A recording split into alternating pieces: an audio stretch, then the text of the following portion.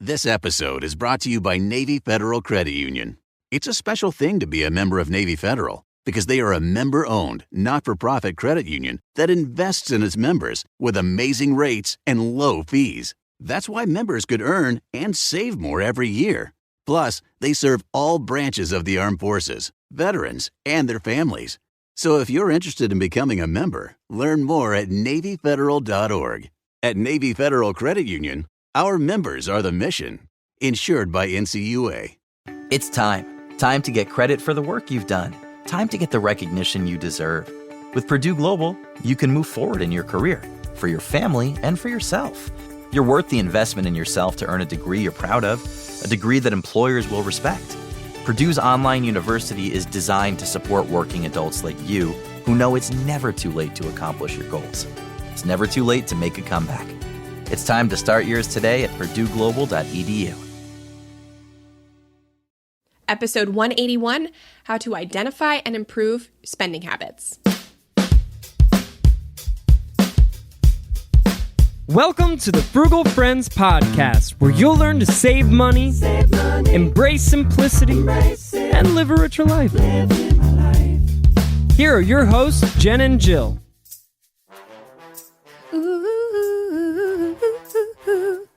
Welcome to the Frugal Friends podcast. My name is Jen. My name is Jill. And today we are talking about spending habits, focusing specifically on the habit formation part. We so often like to focus on the spending part, but not the psychological triggers and background for why you spend. So that is what we are specifically focusing on today. We've got to understand what's behind our behaviors if we want to shift our behaviors. So yeah, habits is a great place to start.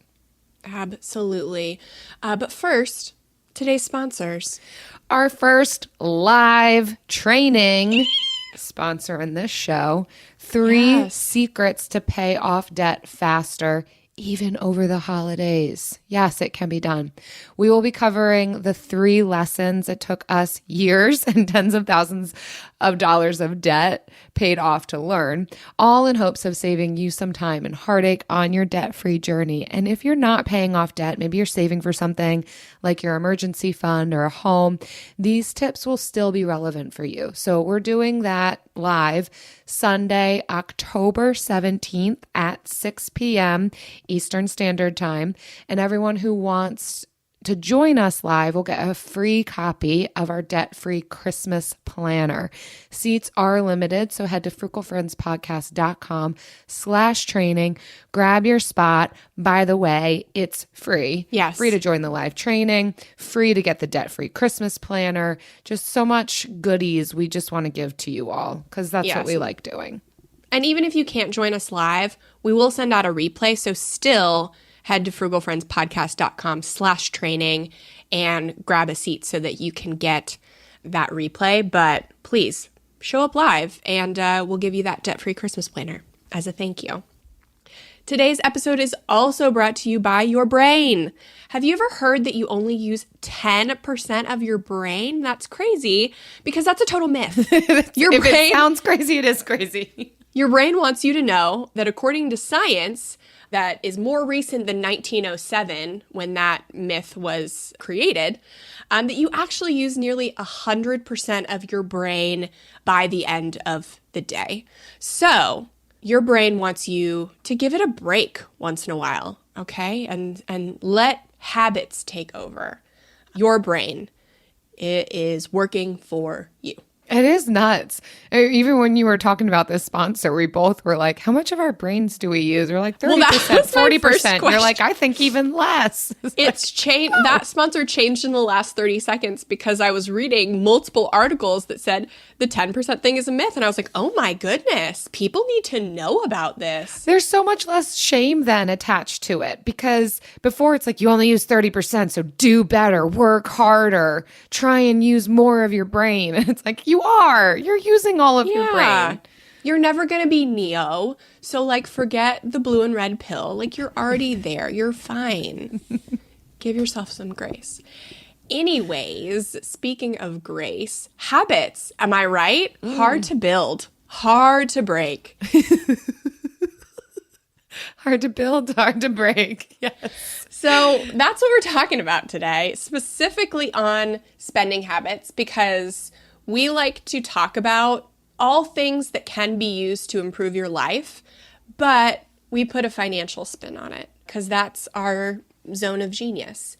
And we are talking, we have a few different websites, and this is the next challenge that we're doing in Club BFF is a 45-day habit challenge. And by the end, you're going to see why we chose this challenge to do after the core values challenge and why specifically it is a 45-day challenge versus a 21 or 66 or whatever. So I am super excited to dive into this. And you have, Jill, like, I feel like this is your zone of genius as well. I love it when we can blend mental health, behavioral health with financial health because they all do go together. They're never separate. We just don't always connect the dots. So yes, this is definitely up my alley to be able to talk about some of the reasons behind why we behave in the way we behave, how we interact with the world around us, and then how we can utilize our understanding of these topics to help us towards our financial goals. Yeah, so our first article is from Money Habitudes, and it's basically understanding your money habits. What do you think of this one, Jill? It's a good one. It's short and sweet. I will say there's a couple of things in here that I'm going to push back on a little bit, which is always fun for me, spicing it up. Overall, it's got some great content. There's just a couple of things I'm going to highlight about what they say and share just a bit of a differing opinion on that. But in general, some great stuff here just about patterns and habits, how they relate to spending, a little bit about how we can shift that, although that's going to come more in the second article. Yeah. So the first thing on this article, we're just going to kind of go through. It's not a list. There's not tips, but they do talk about what are spending habits, what are some examples, how do these habits form. So we're just going to kind of go through those aspects. And so the way that they describe spending habits is an acquired behavior pattern that can seem almost involuntary, where these things that we do somewhat without even thinking about it. I wouldn't push back on that. I think that's a decent definition of a habit, although I think that there's this underlying tone of the article that seems to indicate that habits are bad. And I just want to say habits are neutral. Habits are, we can have unhealthy, unbeneficial habits, and we can have awesome, excellent habits. The goal is to use our propensity towards habituating something in a beneficial way for us. We want to use it to our advantage, but there's no reality where we're just going to get rid of habits. It's how we interact with the world around us. So I think a lot of what they seem to say seems to indicate like all of your spending habits are bad, and I just want to say, no, they're not. We want to identify which ones are not helpful for us and shift them. But yeah. Yeah. I liked this like definition. I think we have impulse spending, and then we have habitual impulse spending, which veers off from impulse spending and just becomes that habitual mindless spending. And I think one of the examples I've used frequently in my life is that when I would leave I think it was either weekend job or I would leave somewhere and I would go past a Chipotle, and I would always find myself in line in Chipotle and not even realize how I got there. It was just like it was a habit because of that preceding event. So that's when these things become mindless. That's when we need to step back, and sometimes it's helpful to do like a 7-day no spend challenge so you can kind of step back and see, what are my habits? What are the things that I'm doing I'm not even aware of? What are the things I think I need but I actually don't? And become aware of these habits so that you can improve them. Again, habits are neutral. You could love and appreciate your Chipotle habit and it works in your life because, you make $1 million a year. So then Chipotle is like, whatever. Chipotle is you saving money. Right. So I didn't, and I do not. And so it was something I wanted to improve. So again, yes, let's reiterate, habits are neutral, but some get us to our goals faster than others. So there is no guilt or shame in any spending habit. So they give further definition and highlight that a habit is usually occurs when you have a given set of similar conditions or circumstances and you act similarly each time.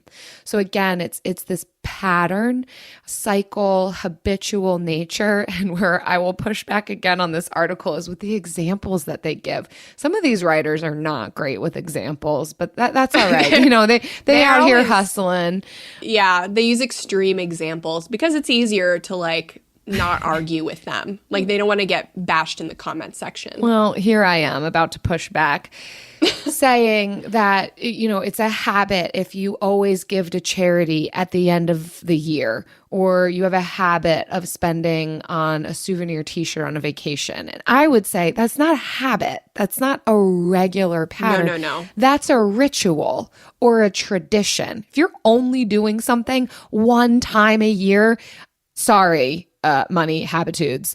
This is not a habit. That's a ritual or a tradition that you have. Habits are these regularly occurring, given a certain set of circumstance, you act in a similar way, almost without thinking. It's like muscle memory. So that's what we're talking about, not your charity giving one time a year. They also says you always wait until the last minute to buy a plane ticket. That's a personality defect. Yeah. So none of their examples are good. Hate to say it, but yeah, how they're describing this, I would agree with. I think you can. And so this comes from James Clear, who's actually the author of the next article, spoiler alert. But there are several specific things that precede a habit. And so this can be a time of day. This can be a location, a preceding event, like mine was with the Chipotle. It was leaving a place of work. It can be an emotional state, and that can be emotional, positive or negative. Or it can be a person. So whenever I go see a family member I don't like, I have to, psych myself up with a Starbucks on the way or something. So if I see you showing up to my house in Starbucks, I know she really had to ramp herself up for this. That is an example that is not real for me. But, so these are the things that you are doing constantly that have kind of one of these cues.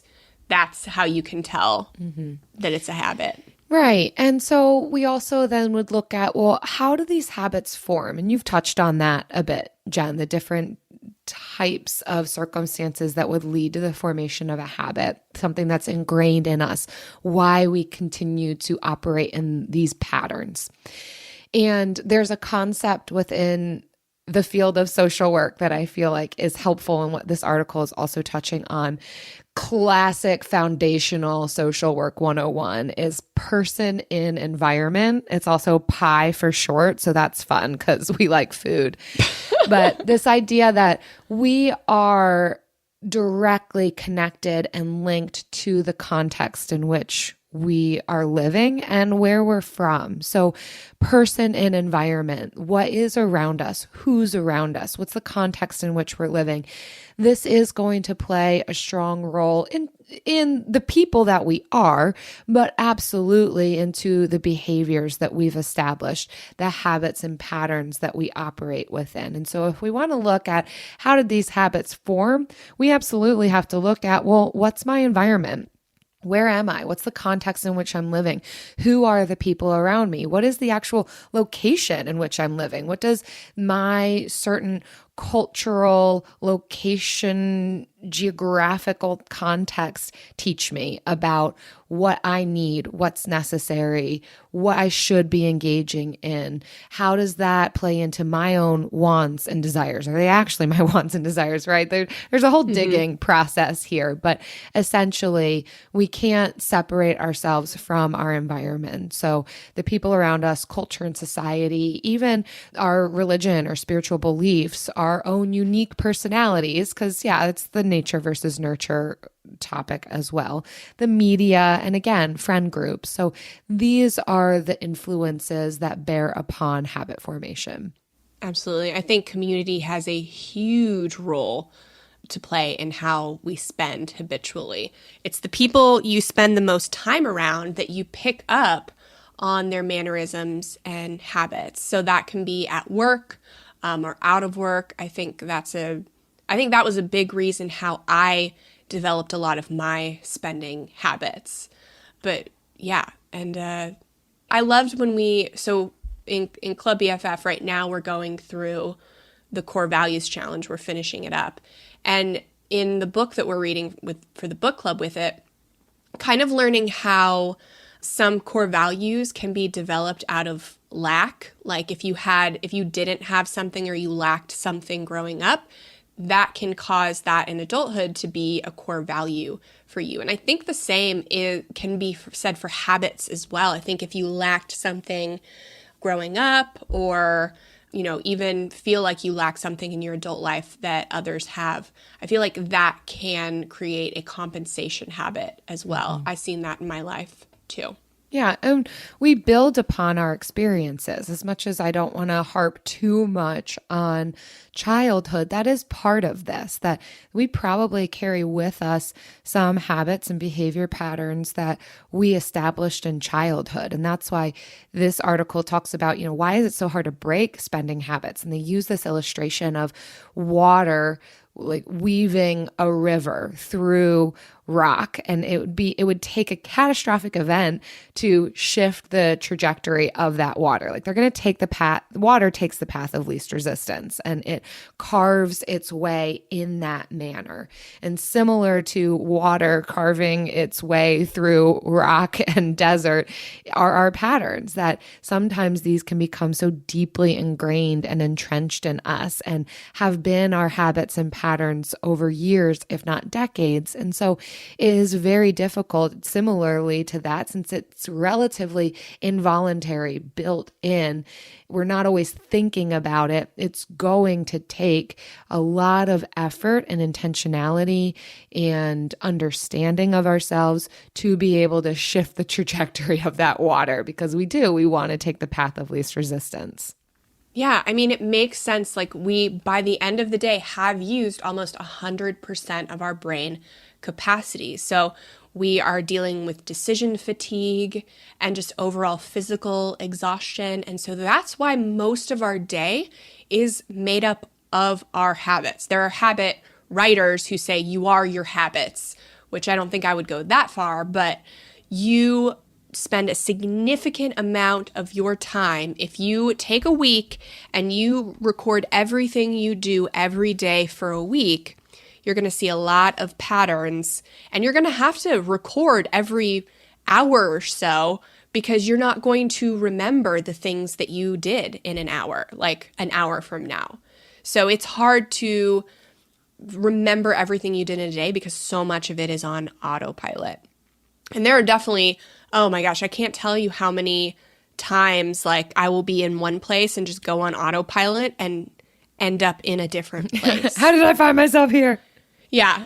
and then it's kind of scary, especially if that place involves driving.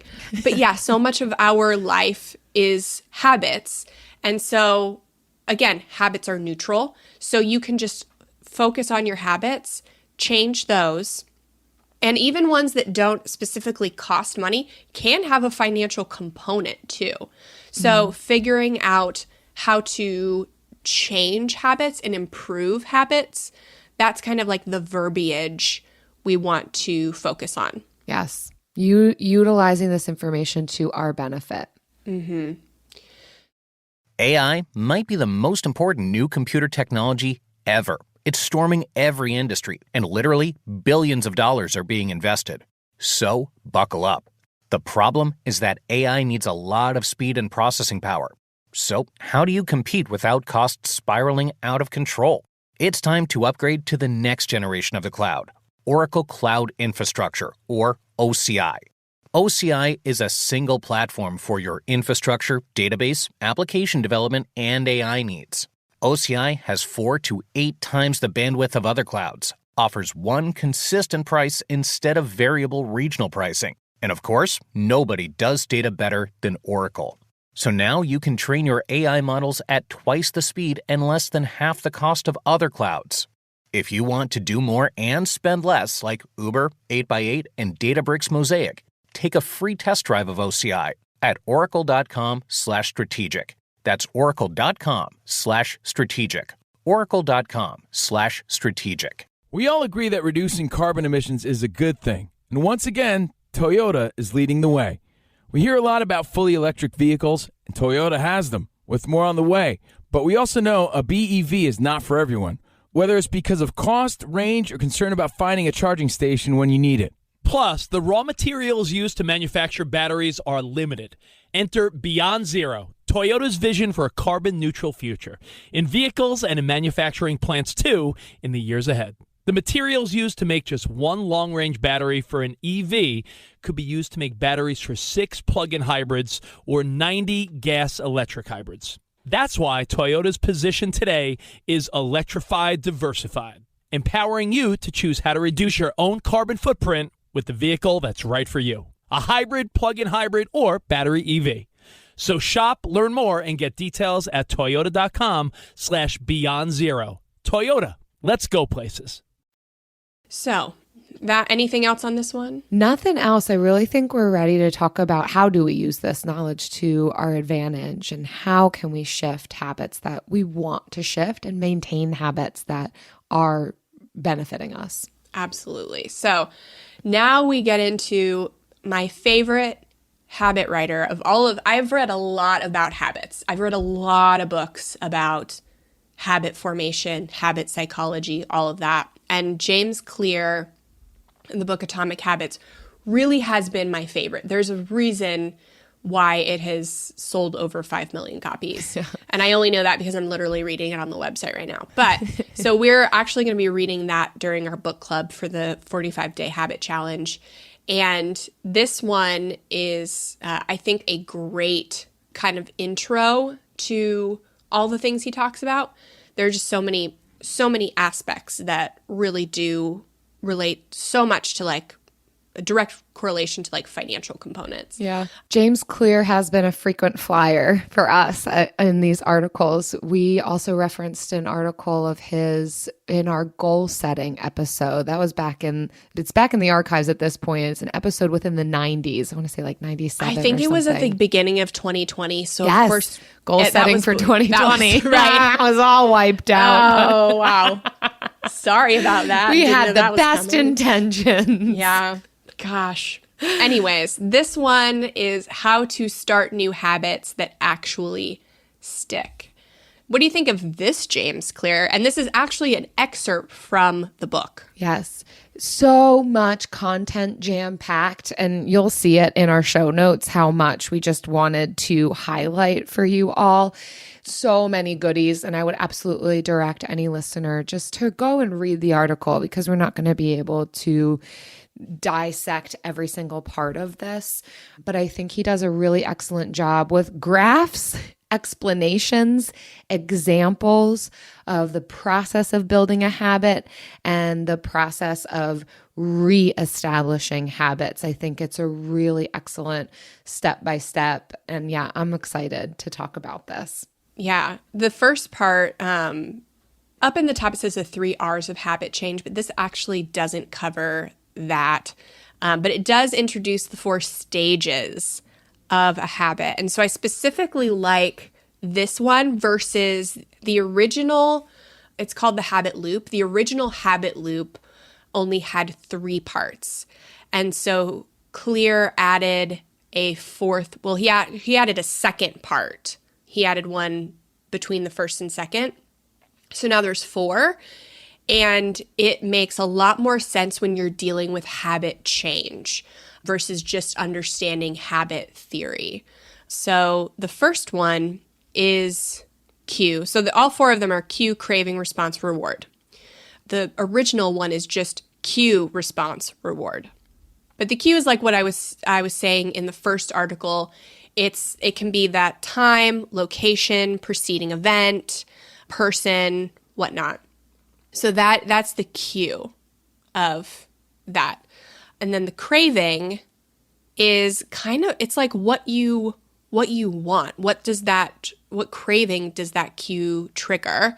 And so for me, I see a lot of correlation between the craving and our core values. So that's one of the reasons I really love this variation of the habit loop, is because our cravings tend to be correlated to our core values or our highest values. Mm-hmm. And so I feel like when you first understand those, it's quicker to understand your habits too. Mm-hmm. Yeah, I like how he describes that what you crave is not the habit itself, but the change in state it delivers. So meaning, and he gives these examples, you're not motivated by brushing your teeth, but rather the feeling of a clean mouth. That's the end goal. That's what the craving is for. It's not just the act. You don't want to turn on the television just for the sake of turning on the television. You do it to be entertained. So similar thing with any other habit we might identify, but I think that that's an important distinction, that it's not the act itself, it's what it's going to deliver to you. Yeah, and it's similar to the reward. Like the craving is about wanting the reward. Yes. And so I think you can say, I think you can kind of sparse it out where you can figure out what's the reward I want and then connect that back to your values and insert that into craving. I think that'll be really helpful for understanding why you want that reward. Maybe not on something as simple as brushing your teeth, but when we're talking about spending habits, that can be really useful. Absolutely. Yeah. So then the next thing is response. So cue, craving, then we've got the response, which is the actual habit you perform. It's the response to the cue and the craving, and it does depend on our ability, the energy and effort it takes, and our degree of motivation. So again, thinking back to that path of least resistance, sometimes these habits that we have that don't feel super beneficial to us might have to do with the level of energy, ability that it takes. So, and he uses an example later on in the article, you could want to have a habit of every time you play basketball, you dunk. But if you can't jump and reach the basketball hoop, you're out of luck. So when we talk about shifting some of these habits, that we also have to be realistic about ability, energy that it takes, how attainable is this? But that's what the response is, the actual action. Mm-hmm. Yes. And then we have reward, which we just said is the satisfaction of the craving. So that's a habit. And then the reason it's a loop is because if we get the reward and the reward is satisfying, then the next time the cue comes up, we repeat it. And so that's again why these are mindless and frequent, not once a year or once a month things that you have to schedule in. These are automatic, and you don't have to think about it because your brain is tired because you've used 100% of it. Yeah, and then he utilizes this term that this becomes the cue, craving, response, reward becomes a neurological feedback loop. Once this happens enough and we correlate the reward really back to whatever that cue was, that creates that feedback loop in our brains. And so that's that river flowing through the mountains. We are then more and more likely to keep doing that thing because our brain then starts to make that connection. And we want to keep closing that loop. We want to keep engaging in that loop, closing that loop. And it's really training our brains to engage in this pattern of behavior. Yeah. So then he gives 2 frameworks, which is essentially one framework, but it's called the 4 laws of behavior change. And so these are the rules for creating good habits and breaking bad ones. He says bad, but we tend to see it as just like, how do we replace a limiting habit with a, I don't know, more efficient habit, or just not even better habit, but a habit that gets us to our unique goals faster. Mm-hmm. And so he says focus on the good habit first, figure out what the bad habit is, figure out what a better habit is to replace it with, then make a plan for incorporating that habit. And so the 4 laws for the good habit, I don't want to use the words good and bad, but they're just the ones I'm automatically using. Yeah. So beneficial, unbeneficial. Yeah. So it has to be, it correlates with each part of the habit loop. So make it obvious, make the cue obvious. So you have to be able, that cue has to be obvious. The craving has to be attractive, which is why I think it's perfect to associate it with core values, because those are internal motivators that are far more powerful than external motivators. Make it easy. So the habit has to be easy. We have to start with easy habits. And then the reward has to be satisfying. So if it correlates to a core value, it is more naturally satisfying. If you can, none of this is 100%. This is just like frameworks that are helpful. And sometimes I think with new habits we want to incorporate, we don't always receive the satisfaction immediately. And I think that's part of why we need to be implementing this on a regular basis. Some of the satisfaction of it comes in time as we continue to engage in this and make it a new habit, right? So exercise comes to mind. You may not experience the satisfaction of the first day of exercise. It might just be pain and turmoil. But by day 30, you might be seeing some of the satisfaction and reward, which can also then help you to keep engaging in that exercise habit. Yeah, I mean, that's such a good point. Like, so my most recent habit that I wanted to implement was to work out more. I was already working out 2 to 3 days a week, but I really, over the summer, over 8 weeks, I wanted to go like 5 or 6 days a week. I just wanted to set up a time where I was going more, like not sustainably, like I can't sustain 5-6 days a week, but I wanted to try it just for a set amount of time.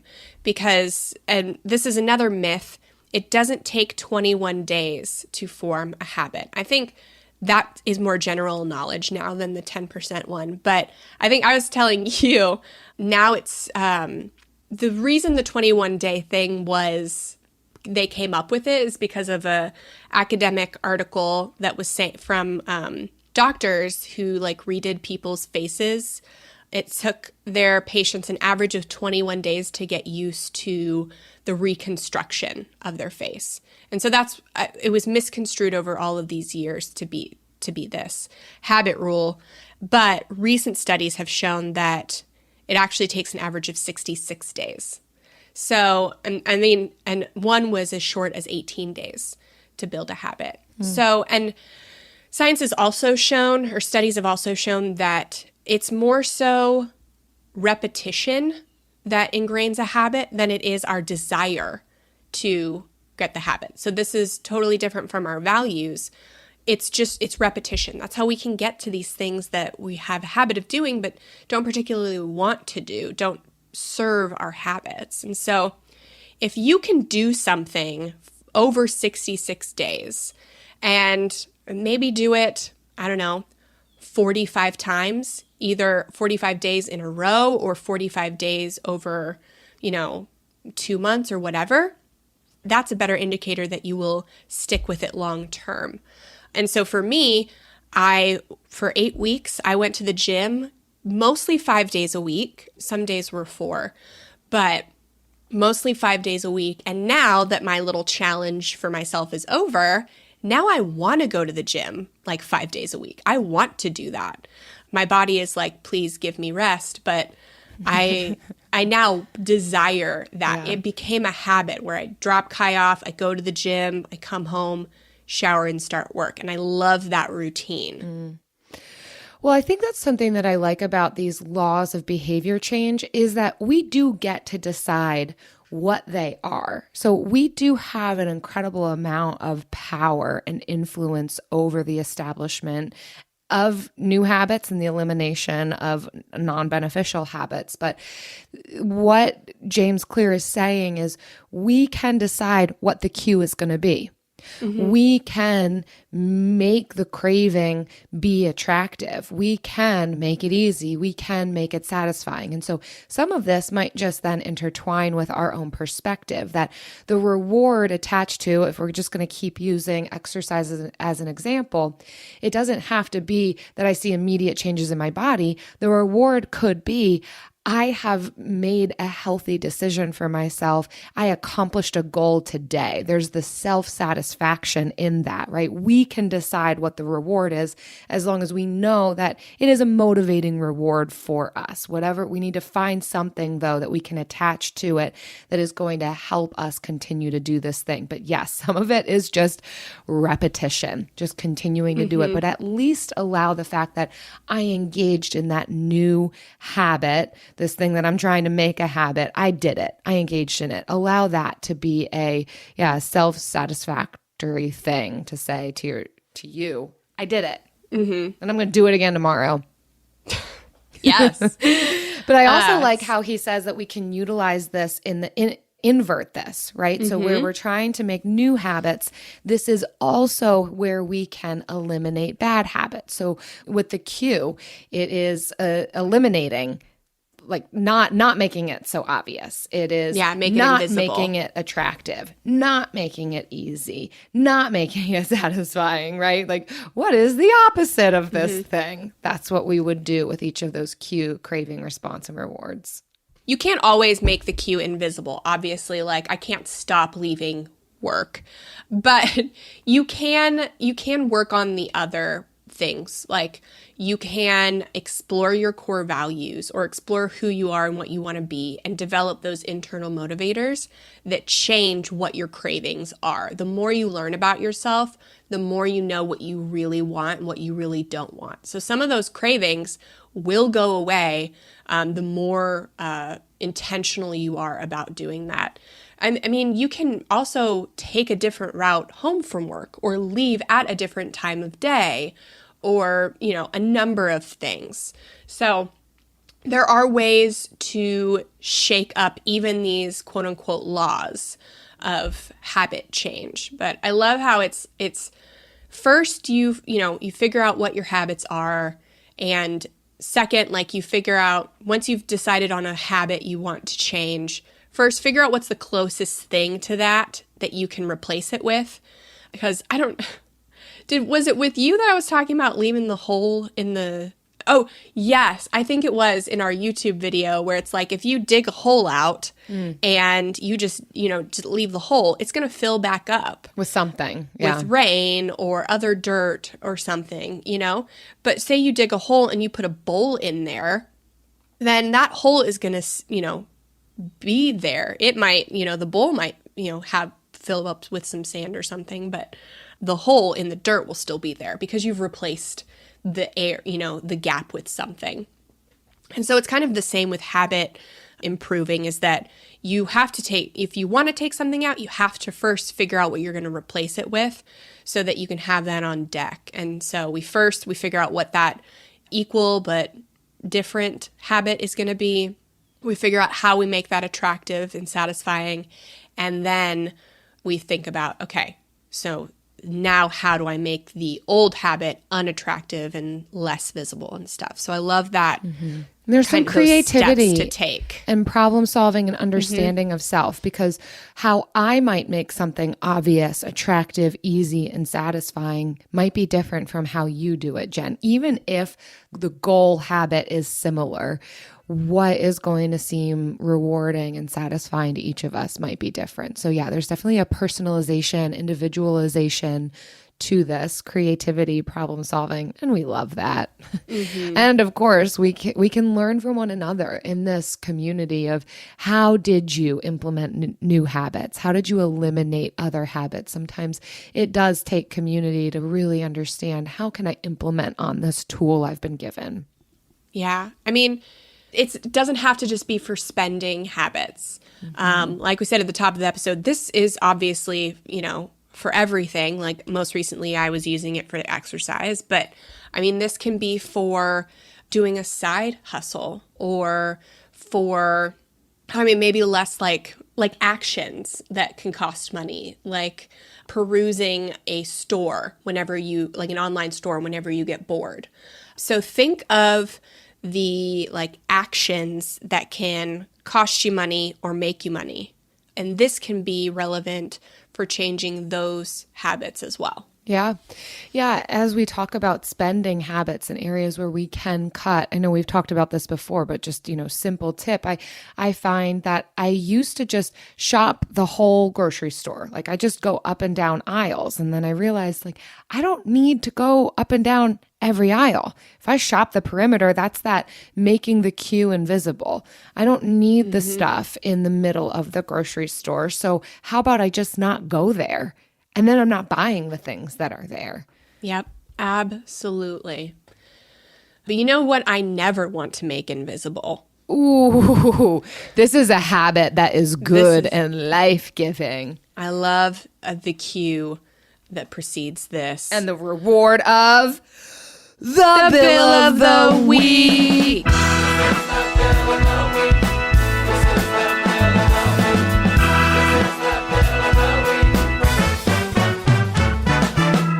That's right. It's time for the best minute of your entire week. Maybe a baby was born and his name is William. Maybe you paid off your mortgage. Maybe your car died and you're happy to not have to pay that bill anymore. Duck bills, Buffalo Bills, Bill Clinton. This is the Bill of the Week. So this is my Bill of the Week. It's been stressing me out all week. Is that I recently moved out of a home that's 2-bed, 2-bath, 1,200 square feet, and I hired a cleaner because the owner of the house would be moving back in. I had only lived there for 8 months. The house, mind you, the house had also been cleaned professionally in September and December. When I got the invoice from this lady, she claimed to have cleaned for 17 and a half hours, and I owed her over $500. She said she didn't take a lunch break, and I quote, and not a single potty break.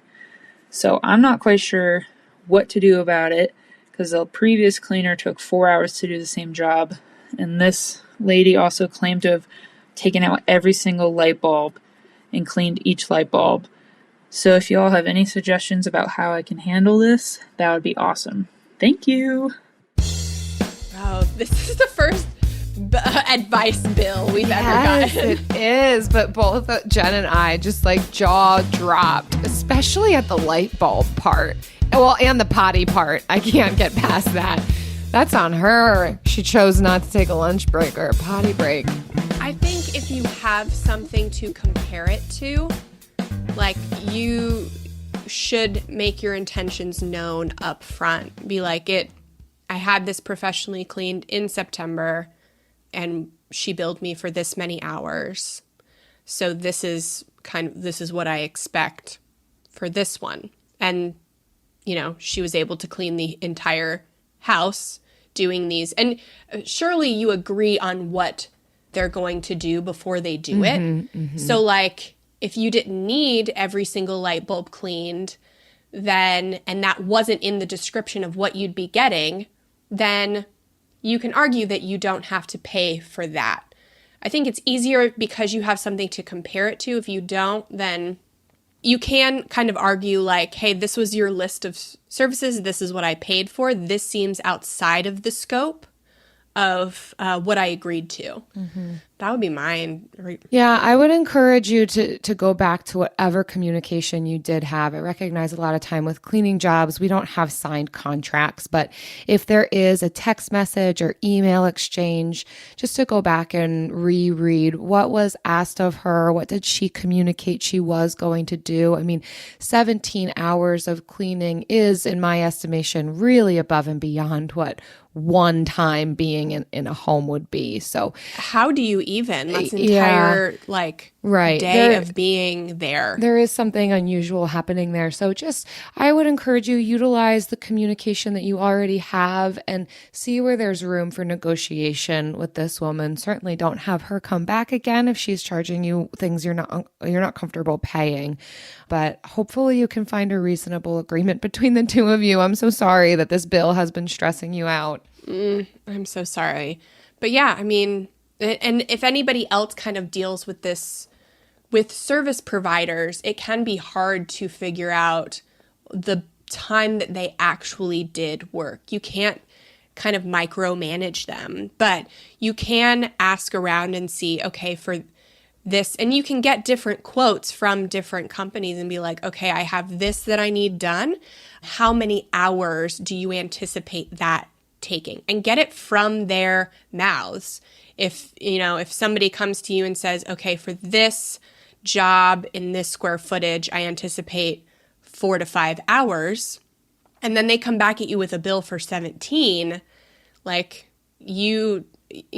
that's insane. Mm-hmm. But yeah, we don't just get to go into people's homes, do what we want, and then expect to be paid for it if that wasn't what was agreed upon. So it's a matter of what was communicated from the start. Yeah, absolutely. Well, if you have a bill question or you want to share a bill with us, then please share it and we will, we'll ask Abby it, I guess. Ask Jen and Jill. And you can submit that at frugalfriendspodcast.com/bill. We all agree that reducing carbon emissions is a good thing. And once again, Toyota is leading the way. We hear a lot about fully electric vehicles, and Toyota has them with more on the way. But we also know a BEV is not for everyone, whether it's because of cost, range, or concerned about finding a charging station when you need it. Plus, the raw materials used to manufacture batteries are limited. Enter Beyond Zero, Toyota's vision for a carbon-neutral future, in vehicles and in manufacturing plants too. In the years ahead, the materials used to make just one long-range battery for an EV could be used to make batteries for 6 plug-in hybrids or 90 gas-electric hybrids. That's why Toyota's position today is electrified, diversified, empowering you to choose how to reduce your own carbon footprint with a vehicle that's right for you, a hybrid, plug-in hybrid, or battery EV. So shop, learn more, and get details at toyota.com/Beyond Zero. Toyota, let's go places. Instacart shoppers know groceries. They know that you can't make guacamole with rock-hard avocados. They know how to quickly find those peanut butter pretzels you can never find. And they keep you in the know by giving you updates about your order along the way. Let Instacart shoppers help take shopping off your plate so you can get time and energy back for what really matters. Visit instacart.com or download the app to get free delivery on your first 3 orders. Offer valid for a limited time. Minimum order $10. Additional terms apply. Instacart. Add life to cart. Now it's time for the lightning round. So we are, like we said, doing a 45-day habit challenge in Club BFF starting November 1st. And so we will be opening that up if you want to join and do that with us. You're going to get our 45-day habit challenge workbook. And more than that, you're going to get the availability of like a small group accountability matching. So that is a really big incentive for joining Club BFF. But so we wanted to share the habits we are going to be working on during the 45-day habit challenge. Jill? I read what yours is. I know. I don't know if it's better for me to go first or second because mine's still going so first. Low key. Flossing. I'm not going to lie. It's a habit that I really want to build and implement. I have begun. I think that the 45-day habit challenge is really going to help me stick to it. But I just recently went to get my teeth cleaned, which had not happened in 5 years, you guys. Authenticity. Jen loves vulnerability and authenticity for the lightning round, so I'm giving it to you. I had Just not, real zingers of vulnerability. right, like, and kind of That's like what I see the disgusting lightning is. vulnerability. I had not been in 5 years, and I went to a dental hygiene school, so where these young bucks are learning the trade of dental hygiene, and I went and allowed them. So it ended up being that you get a 3-hour appointment. I'm totally going off script here, but here you go. They give you a 3-hour appointment, and you get your x-rays and cleaning, and dentists are coming in and checking their work and all this. So yes, you do like sacrifice time for the very, very low rate of a dentist appointment. But she told me that my teeth were so dirty that I needed to come back again for another 3-hour appointment. So within 1 week, I sat in this girl's chair for 6 hours while she worked inside my mouth. Y'all, she almost replaced me as the frugal friend because her and Jill got so close. Yeah, almost. Oh, but anyhow, I think this then highlighted for me that flossing is going to be important. I mean, mind you all, there were no cavities, so I am a little bit proud of myself there, and that's probably just like DNA. I got it from my mama. But she gave me some really helpful tips, or reasons to floss. She's like, you floss the front, the back of your teeth.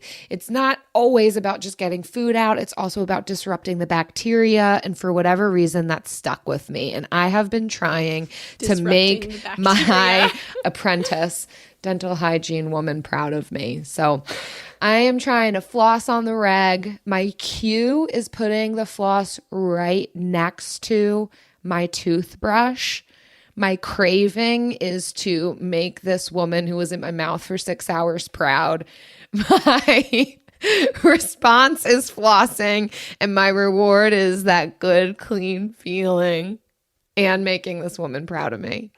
And disrupting the bacteria, honest to goodness, every time. Like that replays in my head. Like I disrupted the bacteria. That's so fun. That's such a fun thing. So all my other friends who out there flossing, the good kind of flossing that leaves your teeth clean. Yeah. Hit me up. Let's talk about it. Let's keep motivating each other in this habit. How about you, Jen? How about your altruistic, like incredible goal? Stop it. So my goal is to actually read the Bible more. And I mean, Jill, you are inspiring to me doing this more regularly, but I have gotten out of that habit, and I feel like it, for a lot of beneficial reasons, that if you are somebody who reads the Bible or enjoys the Bible would understand. And so I've just been kind of feeling spiritually drained over 2020 and a lot of 2021. And I think I've been trying to like muscle through my life myself. And I've always been, very encouraging to other people to let go of things and give that up. And what happens for a reason. Yet I am not great at taking my own advice. And so in order to get back to the core of like why I do what I do and who I do it for, like that is the habit that I will be working on for 45 days. And I've already started. That's what happens when you're like writing the workbook, is that you start implementing it early. It's fantastic. Yeah, you have to do it yourself if you're going to tell other people to do it. And so I am currently on a 3-day streak. My cue is I set my alarm at 6 a.m. and I snooze it for 5 minutes. Yeah, it's classic. But in the 5 minutes, like I figure if I'm gonna pray first. I might as well be in bed with my eyes closed, laying prostrate. Yeah. So that's what I do for 5 minutes, and then the snooze goes off, and then I get up, and I'll make myself some coffee and do that, and till 7, and then I'll get myself ready and Kai ready. The craving is obviously is a stronger spiritual connection, and then the reward is just having that. I think that's part of our our being is to, want spiritual connection. And that is what I want. It's beautiful, Jen. I support you and encourage you in this endeavor. I think even the practice of having an hour of stillness before, especially as a mother, before you get your child out of bed, my goodness, the mental, emotional, relational, spiritual benefits of this practice are incredible. But yeah, so often it's so hard to get. Sleep just is such a powerful desire, but yeah. Cool. Yeah. I'm excited to follow this journey for you. Me too. Yeah. We'll see. 3 days strong. Well, everyone, thank you so much for listening. We love hanging out with you all. We hope that this was a helpful episode for you. If you've got habits that you're trying to build or trying to eliminate, definitely hang out with us in the Frugal Friends community on Facebook. Hit us up on Instagram. We love to hear more, learn more, problem solve together. So do that. But we also want to thank you for your kind reviews on iTunes and Stitcher, like this one. It comes from Hemniz. It happens to be 5 stars. Hemniz. Yeah, fantastic. I love this podcast so much. Jen and Jill have given me great ideas and tidbits to apply to my own life and situation in every episode. I look forward to new episodes every week. Ooh, Hemniz. My favorite part of that was the word tidbits. Given tidbits. Thank you. It could be like Hermes, like that Emnes. Something fancy. Ooh, I like that. I'm going to go with that. Hemniz. Thank you. We also want to thank all of you who share these episodes on social media. We're so appreciative for you spreading the word so that we can spread the message of conscious consumerism and improving habits with more people. And so when you share the latest episode and tag us on Facebook or Instagram, we're going to add you to our monthly drawing, where for every 5 tags and reviews we get each month, we give away a copy of the Frugal Friends workbook, which is no longer available for purchase. So yeah, that's just a little incentive. An exclusive reward. Yes. So keep leaving us reviews on iTunes or Stitcher and send the screenshot to frugalfriendspodcast@gmail.com. Don't forget to also tag us on social. Feel free to make that one a habit every week after you listen. Just share it on social media. It'll enter you for this reward. You'll also have the reward of our gratitude and just giving back. Absolutely. With that, we will see you next week. Bye. Frugal Friends is produced by Eric Sirianni.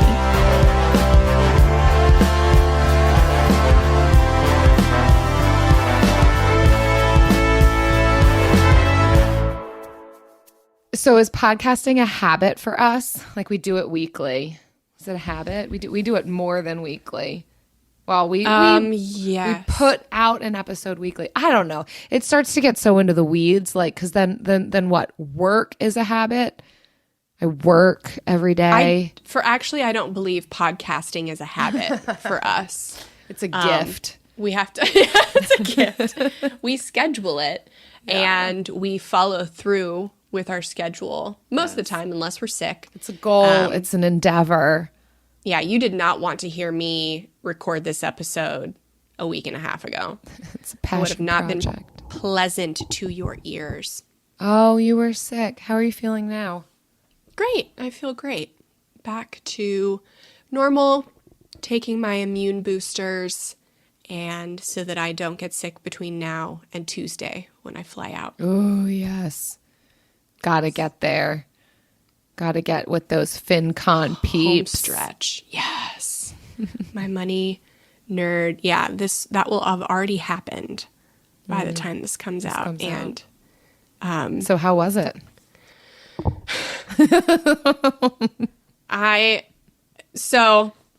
If you want to, I just got my FinCon sweatshirt in the mail. It doesn't come from FinCon, but it says party now, work never. and I got it to wear at FinCon. So if you would like to see it, DM us, and I will show you. I'll find a picture of me wearing it at FinCon, and I'll send it to you. And Jen hopefully it'll be like candid, where somebody's looking at me weird, and I'm partying. You got it in the mail today. You're so proud of it. The thing that makes me laugh most about it, I mean, it's a funny sweatshirt, but it's also so incongruent with who you are. You do like to party. But I do love to party. But you party responsible in a planned manner, and you work always. Work always. So it's party actually in short scheduled bursts once a year.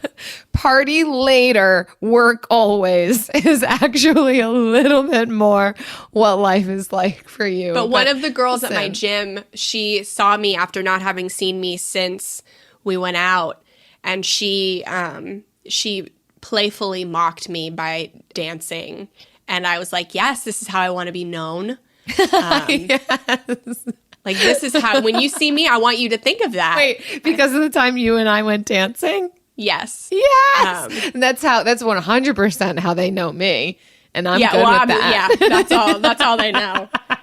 So that one night, Jen and I just let the Frugal friends let loose. Let our Frugal freak flags friends fly.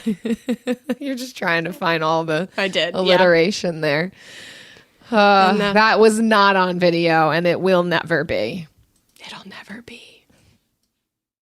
Land.com can help you find that little patch of ground to call your own and do all the hunting, fishing, and hanging out with the family you want. Just know that getting your own piece of land is something that can generate memories for generations, but also has the ability to generate income in both the near and long term. Like if you just want to start a rental business / family compound. Go to Land.com and check out the hundreds of thousands of rural listings from all across America. Enough dreaming about it. Land.com is a place to find and invest in your open space. With the best all-inclusive vacation deals to Mexico and the Caribbean, booking your getaway with Cheap Caribbean Vacations means you have more freedom to do your deal. Whether you want to enjoy snorkeling, endless margaritas, and more, or simply soak up the sun and sand in a tropical paradise, Cheap Caribbean Vacations has your deal for that. Plan and book the exact getaway you want at exactly the right price for you by using our exclusive Budget Beach Finder, or find a featured all-inclusive package to Paradisus by Malia Hotels, and do your deal at cheapcaribbean.com.